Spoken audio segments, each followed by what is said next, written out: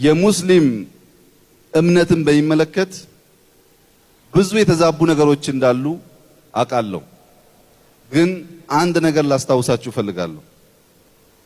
ከክርስቶስ ስቅለት በኋላ እስራኤል የሚባለው ሀገር መጀመሪያም በሮም ሲገዛ የነበረ ስለሆነና በኋላም እንደ ሀገር መቆም ስላልቻለ ህዝቡ ያን ምድር ለቆ በብዙ ሀገር የተበተነ ህዝብ ነበር። ደካማ መንግስት አይደለም። እዚያው ፈቀቅ ብሎ ጎረቤት ሀገር ያለ መንግስት አይደለም።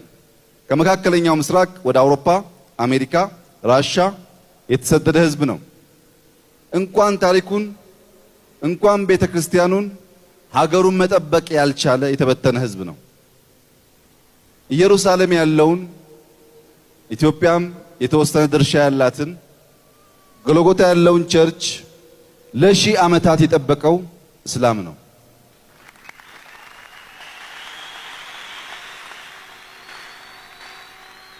እስራኤል የዛሬ 50 ዓመት ወደ ሀገር ተመልሳ ሀገር ስትመሰርት ቁልፍ ያስረከባት ለሺህ ዓመት እዛ የኖረው የፍልስጤም ቤተሰብ ነው።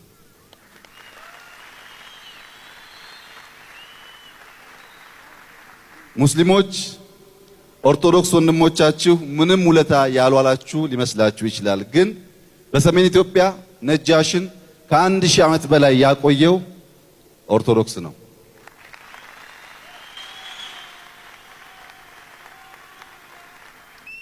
ኦርቶዶክስንም ሙስሊምንም የሚያዋርድ ራሱን የሚያዋርድ ነው። የኛ ስራ መውደድ ነው፣ መስጠት ነው እንጂ መዝረፍ አይደለም።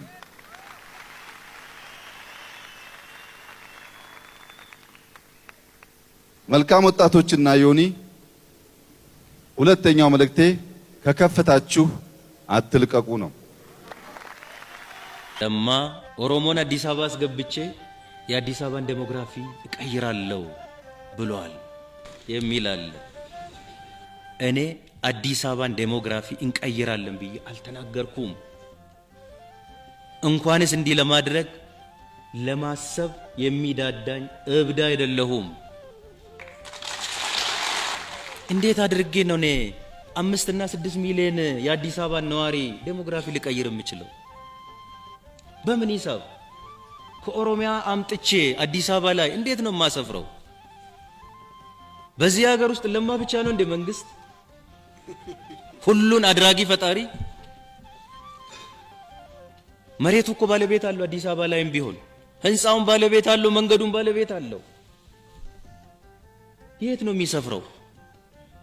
ይቅርና በሺዎች 10 ሰው ዛሬ አዲስ አበባ ላይ ማስፈር ይቻላል? ቀበሌ የለው፣ አዲስ አበባ ክፍለ ከተማ የለው፣ የከተማ አስተዳደር ከንቲባ ካቢኔ የለው ነው ወይስ አየር ላይ ነው የምናሰፍረው? ወይስ የሰው ልጅ መርካቶ የሚገባ ካርቶኒ ነው ተጠቅልሎ መርካቶ የሚገባ እቃ ነው? እንዴት እንደዚህ? እኔ ይሄን በማድረግ ለኦሮሞ ህዝብ ምንድን ነው የሚጠቅመው? እንዳውድሉ ቢኖረኝ እዚህ ባሰፍ ለኦሮሞ ህዝብ ምንድን ነው የሚጠቅመው? ከተማ አዲስ አበባ ላይ አዲስ አበባ ብቻ ነው እንዴ? አዳማ እኮ ትልቅ ከተማ እኮ ነው፣ ከአዲስ አበባ ያልተናነሰ። ሻሸመኔ እኮ ትልቅ ከተማ እኮ ነው። ጅማ ትልቅ ከተማ ነው። ከተማ ከሆነ እንደዚህ አይነት ሐሳብ የለንም፣ እንደዚህ አይነት ቅዠት የለንም።